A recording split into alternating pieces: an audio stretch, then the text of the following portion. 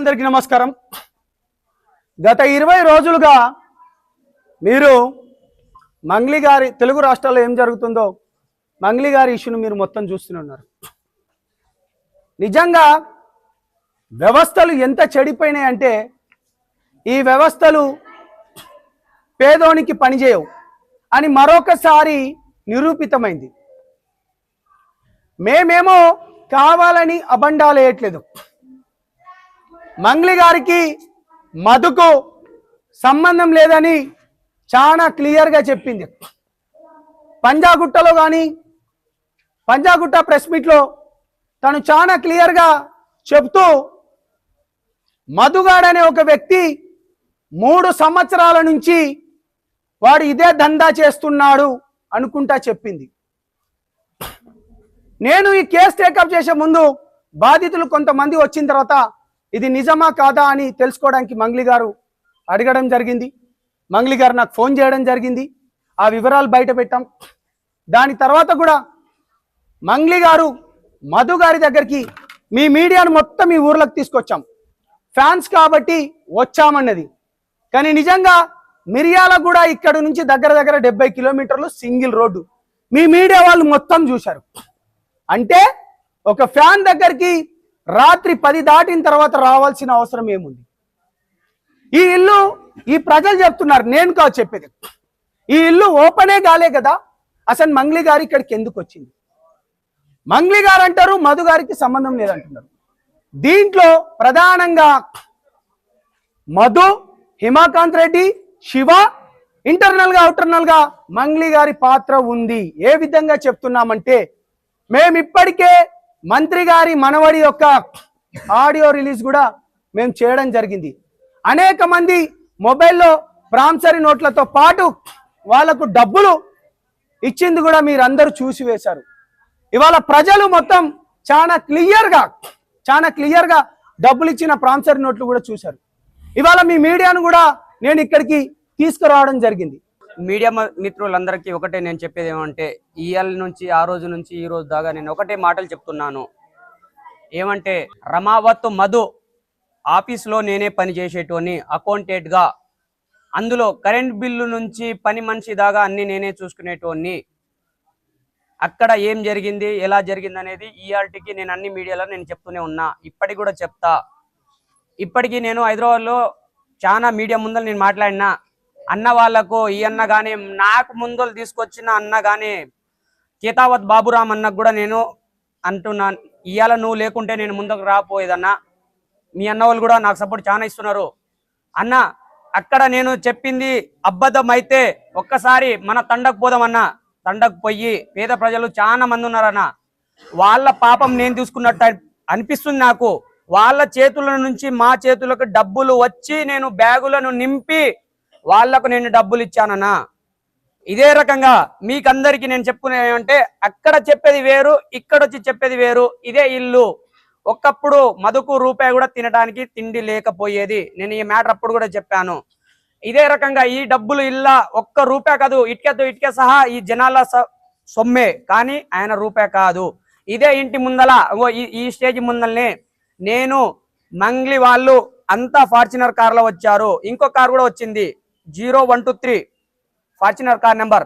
ఆ నెంబర్ కార్లో వచ్చిన వాళ్ళందరికీ ఇక్కడ వచ్చి నేనే ఫోటో తీసిన తర్వాత ఇక్కడ వచ్చి వాళ్ళ ఇల్లు మొత్తం చూసినారు. చూసిన తర్వాత, రమేష్ నువ్వు ఇక్కడ ఉండొద్దు, నువ్వు వెళ్ళిపో, పోయి నాన్న ఉండడు, ఇంటికాడ పోయి పడుకోపో. వీళ్ళ పాత ఇల్లు కొంచెం ముందల్లే ఉంటది, ఆడ పోయి నేను పడుకున్నా. అదే రకంగా వాళ్ళు ఎప్పుడు వెళ్ళిపోయారో, ఎక్కడున్నారో, ఏం చేశారో నాకు తెలియదు. అదే విధంగా మల్లెపల్లి ఆఫీస్కి నైట్ 12 గంటల తర్వాత మంగ్లీ అక్క, శివ చవాను, రమావత్ మధు వీళ్ళు వచ్చారు.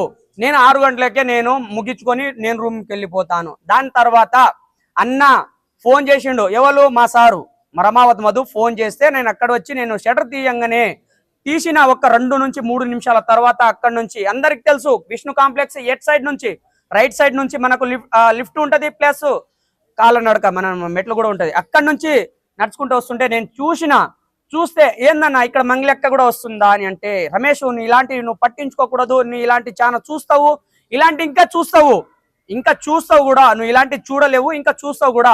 పెద్ద పెద్దోళ్ళు వస్తారు, చిన్నోళ్ళు వస్తారు, పెద్దోళ్ళు వస్తారు, మంచోడు వస్తాడు, దొంగోడు వస్తాడు, పోలీసోడు వస్తాడు, ఓడు దొంగోడు కూడా వస్తాడు. నువ్వు మనకు తెలిసినోడైతే మన ఇదని మన మ్యాటర్ చెప్పు. బయట వాళ్ళు ఎవడైనా వచ్చిండా, ప్రెస్ వాడు ఎవడైనా వచ్చిండా, నువ్వు డైరెక్ట్ బ్రోచర్ చూపెట్టు. ఏం బ్రోచర్ అంటే మన గోకుల నందన, ఇది ఇన్ఫ్రా కంపెనీది చూపెట్టు. ఇది ఇక్కడ జరుగుతున్నది డబ్బులది కాదు, ఇక్కడ జరిగేది ఇక్కడ మనకు రియల్ ఎస్టేట్ గురించి చెప్పు అని మాకు చెప్తాడు. అదే రకంగా నేను 2 టైం అదే రకంగా చూశాను. అన్న నైట్ టైం వచ్చిండు, డే టైం కూడా వచ్చిండు. ఇప్పటి కూడా అన్న, ఆ రోజు కూడా అన్న. డే టైంలా నేను ఒకటేసారి 70 లక్షలు ఎవరు శివ చవాను అన్నకి ఇచ్చాను. 2 టైం 7, 7, 14 అవి ఇచ్చాన తర్వాత మళ్ళీ నేను కోకపేటలో పోయి నేను 30 లక్షలు నా చేతితోని ఇచ్చేసి, అక్కడ నాకు ఒక ప్రూఫ్ ఉండాలి. ఎందుకంటే అంత దూరం పోయినా కదా, ఈ పైసలు ఎవరికి ఇస్తున్నా, ఎక్కడ చేస్తున్నా అనేది నాకు ఇక్కడ కనీసానికి అక్కడ ఫోటో తీసిన తర్వాత లొకేషన్ కూడా ఉంటది. ఆ లొకేషన్ ప్రకారంగా అక్కడ ఒక ఫోటో తీద్దామని అంటే, తమ్ముడు ఇలాంటి దగ్గర వద్దు, నువ్వు ఏడికైనా ప్రోగ్రామ్కి రా, అప్పుడు నేను దిగుతా అని అను. నువ్వు ఒకసారి నేను అక్కడికి దిగుతా కానీ ఇక్కడ వద్దని అంటే, కనీసానికి ఇక్కడ వచ్చినా నాకు ప్రూఫ్ చూపెట్టుకోవాలని అన్నతోని శివ చవాన్తో నేను ఒక్క ఫోటో దిగినాను. దీనికంటే ఇంకా ప్రూఫ్ తీసుకోరా అని అంటే, నైటు 12 గంటలకు 12 నుంచి 1 గంటల మధ్యలో సాగర్ ఎవరైనా తీసుకోపోతారా? ఆ టైంకి అందరూ స్లీపింగ్ మోడ్లో ఉంటారు. కానీ రమావత్ మధు నాకు ఎక్కడ తీసుకోపోయిందంటే, నాగార్జున సాగర్ డ్యామ్ మీద తీసుకోపోయిండు. డ్యామ్ అంటే ఆ పెద్ద డ్యామ్ కాదు, మనము మాచర్ల పోయే అది దారి ఉంటుంది కదా, అక్కడ 5 ఫోటోలు కూడా దిగినాము. ఏ టైంలో దిగినాము, ఎక్కడ చేపలు ఫ్రై చేయించుకున్నాం, తిన్నాము. అక్కడ నుంచి 1 అయింది, 1:30 అయింది, 2 అవుతుంది.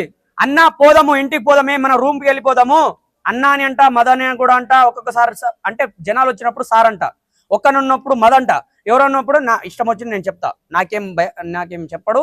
అదే రకంగా నేను ఉన్నప్పుడు అన్న వెళ్ళిపోదామే అన్నప్పుడు 5 నిమిషాలు ఆగరా అని అన్నాడు. ఏమైంది అన్న అంత పర్సనల్ అని అంటే, ఒకసారి వినిపించంటే నాకు మ్యూట్లో పెట్టి అటు నుంచి మాట్లాడుతుంటే నా వాయిస్ వినిపించకుండా మ్యూట్లో పెట్టి నాకు వినిపించిండు. అది కూడా ఏ కలర్ లో ఉందండి అంటే, జాతీయ జెండా కలర్ ఉంటది. ఫస్ట్ మన కలర్ ఒకటి ఉంటుంది, సెకండ్, థర్డ్ 3 కలర్ల 3 లవ్ గుర్తులు ఉంటాయి. ఇది మంగ్లీ అక్కది, మంగ్లీ అక్కది వాయిస్ నాకు వినిపించిండు. ఈయన మ్యూట్ పెట్టి నాకు వినిపించిండు. పెట్టిన తర్వాత అల్ల జెండా కలర్ ఉంటది, ఫస్ట్, సెకండ్, థర్డ్. అది కూడా లవ్ గుర్తులో ఉంటాయి. లవ్ గుర్తు జెండా కూడా మన కలర్లు ఉంటాయి, ఆ కలర్ లో ఉన్నాయి. ఆ టైమింగ్ చెప్తా, డేట్ చెప్తా, అల్ల అన్ని చెప్తా, ఏ టైంకి ఏ అన్ని నేను చెప్పేది. ఇక్కడ వచ్చింది రాంగ్, ఇక్కడ వచ్చింది రాంగ్, అన్ని మీరు ఫేక్ అని చెప్తే, అదే రకంగా మీరు ఒకసారి మీరు పోలీసు సార్లతోని మీరు అది ఎంక్వైరీ చేసుకోండి. తర్వాత బయట బంగారం అన్ని పడుతుంది. ఇది కాకుంటే ఇంకా బయట వాళ్ళు కూడా పడతారు. నేను మంగ్లీ అక్కకు సూటిగా అనేది, నువ్వు బంజారా బిడ్డ ఒకటివే కదా, నా ఊరు కూడా ఉంది, నీవు కూడా బంజారా బిడ్డ, నువ్వు కూడా బంజారా బిడ్డ, నేను కూడా బంజారా బిడ్డ. ఇవాళ పొద్దున్న నువ్వు మా ఇంటికి రా, రేపు పొద్దున్న వేరే ఇంటికి పో. ఇక్కడ నువ్వు ఓపెన్ కాంది, నువ్వు ఇక్కడ ఎందుకు వచ్చినావు? నేను అనేది ఒకటే మాట, నువ్వు ఇక్కడ ఎందుకు వచ్చినావు? నువ్వు వచ్చినావు కదా, ఇల్లు ఓపెనింగ్ కాలే, ఇంకేమైనా పండుగ ఉందా కాలే, ఇంకేమైనా ఉందా కాలే, ఎవడైనా చచ్చిపోయిందా కాలే, మరి నువ్వు ఇక్కడికి ఎందుకు వచ్చినావు? నైట్ 12 గంటల నుంచి 2 గంటల మధ్యలో నువ్వు ఈడికి వచ్చినావు కదా. ఈ కాలంలో ఒక్కని కూడా సంవత్సరం అంటే నెలకు 3 నుంచి 4 రేప్ కేసులు అవుతున్నాయి, సంపుడు అవుతుంది, నరకుడు అవుతుంది, అన్ని అవుతుంది. నువ్వు ఒక పెద్ద సింగర్వి, నువ్వు ఒక పెద్ద ఒక సెలబ్రిటీవి, నువ్వు వీడికి వచ్చినావు. ఓలో నీకు చంపితే, నీకేమైనా రేప్ చేస్తే, నీకేమైనా చేస్తే ఎవరి బాధ్యత? మేము ఇక్కడ కోట్లు ఆయనకి పెట్టి మేము ఇక్కడ కూర్చొని ఉన్నాము. నువ్వు వీడికి రావాల్సింది దేనికి? నువ్వు పొద్దున్న రాకపోయినావు, పొద్దున్న జనాలతో ఒక ఫోటో దిగకపోయినావు. నేను అది సూటిగా నేను డైరెక్ట్ అంటున్నా. లేదు తమ్ముడు నువ్వు చెప్పేదని అబద్ధాలు అని అంటే, అప్పుడు అన్న అశోక్ అన్న చెప్పిన మాట ఒకటే నేను అనేది, నేను ఇయ్యాలి కదా. అప్పుడు కూడా నేను ఆలోచన చేస్తున్నా, ఎందుకు దేవుని పేరు చెప్తే గలీజ్గా ఉంటది. నువ్వు నమ్ముకున్న దేవుణ్ణి ఏదంటే ఆంజనేయ స్వామి అయినా సరే, వెంకటేశ్వర స్వామి అయినా సరే, ఇంకా దేవుళ్ళు చాలా ఉన్నారు. నీ నచ్చిన దేవుడు మీద ఒక్కసారి నాకు ప్రమాణం వేసి చెప్పు, నేను ఏడికి నీ కంటికి కనిపించలే తమ్ముడు అని అంటే, నేను కోకపేటలో ఉన్నా, నేను 30 లక్షలు నేను డబ్బులు ఇచ్చిన, ఆ డబ్బులు నేను ఇప్పటికే వదిలేసా. ఒక్కటే నేను సవాల్ అనేది, నేను 30 లక్షలు వదిలేసా, 19 లక్షలు నేను మధుగాడి నుంచి నేను వసూలు చేసుకుంటా. ఇది ఒక్కడే నేను దండం పెట్టి చెప్తున్నా. పేద ప్రజల డబ్బులు మీరు ఎక్కడ పెట్టారో, ఏం చేసారో మాకు తెలియదు, వాళ్ళకు కూడా తెలియదు. ఒకటి వస్తే ఒకటి రాదు. అందుకే వాళ్ళు రోజు బురదల పని చేసే వాళ్ళకు ఏం ఎక్కడ పెట్టారో, ఏం చేశారో ఒకటి చెప్తే ఒకటి చెప్తున్నారు. వాళ్ళు భయపడుతున్నారు, వాళ్ళకి రాదు కూడా, తెలుగు కూడా రాదు.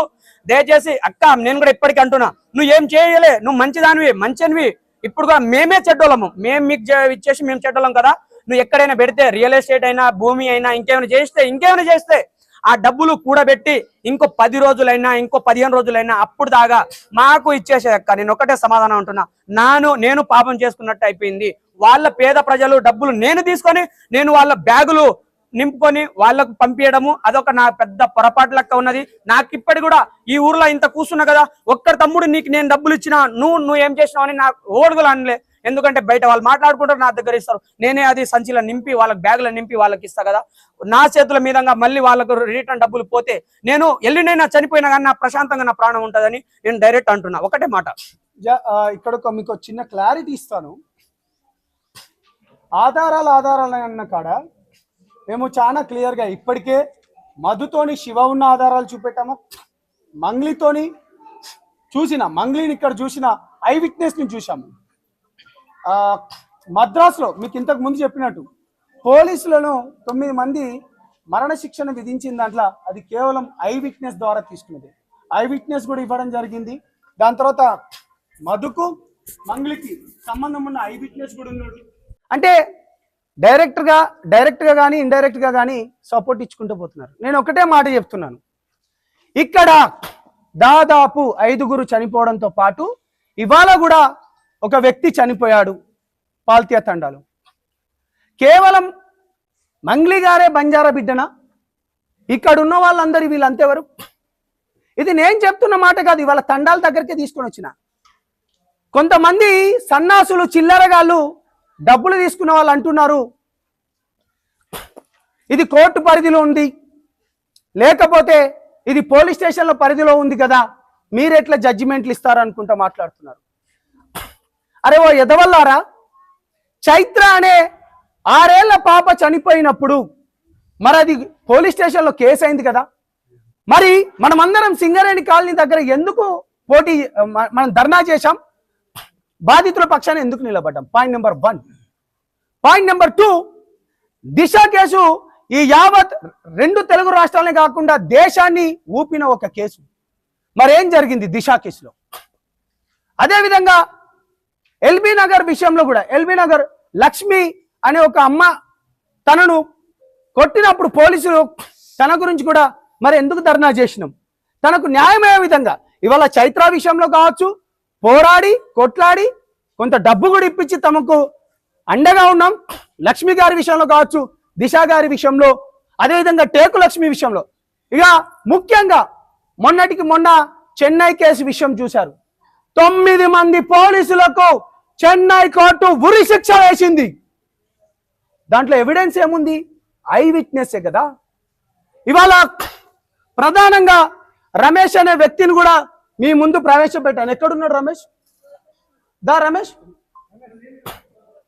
ఆ రమేష్ ఎవరైతే డబ్బుల మూటలు తీసుకుపోయిందో ఆ డబ్బుల మూటలు తీసుకుపోయిన రమేష్ ను కూడా ప్రవేశపెట్టాము. శివకు కూడా ఇచ్చింది ప్రవేశపెట్టాము. అసలు మంగ్లీకి మధుకు సంబంధం లేదన్నది ఎందుకు వచ్చాడు? 3 సంవత్సరాల నుంచి నువ్వు వాడెవడో నాకు తెలియదు అంటున్నావు కదా, ఎందుకు వచ్చావు? మేము అంటున్నాం పోరాటాలు మీరు కోర్టులో ఉన్నాయి కూడా ఎందుకు చెప్తున్నారు అనుకుంటా అంటున్నారు. బాజాప్తగా పోరాటాలు చేస్తేనే బాధితుల పక్షాన న్యాయం అవుతుంది. మంగ్లీకి మధుకు ఉన్న సంబంధం ఇగో ఈ ఇంటి సంబంధం, ఈ ప్రజల సంబంధం, ఈ ప్రజలు చూసిండ్రు, ప్రామిసరీ నోట్లు చూశారు.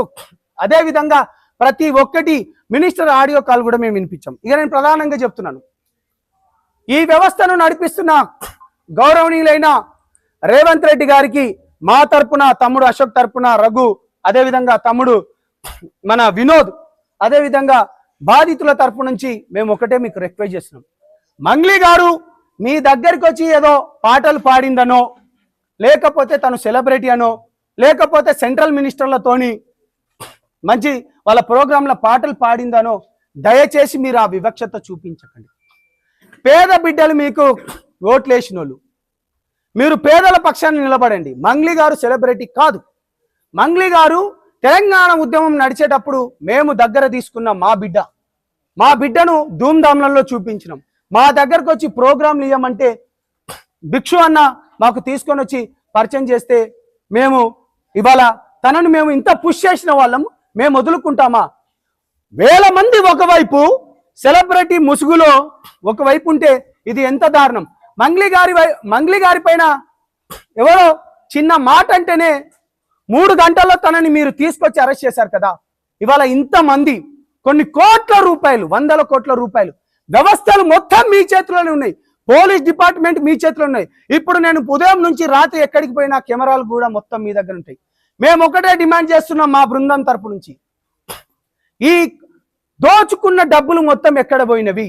ఇప్పటి వరకు 5గురు చనిపోయారు, ఇంకా కొంతమంది చనిపోవడానికి కూడా సిద్ధంగా ఉన్నారు.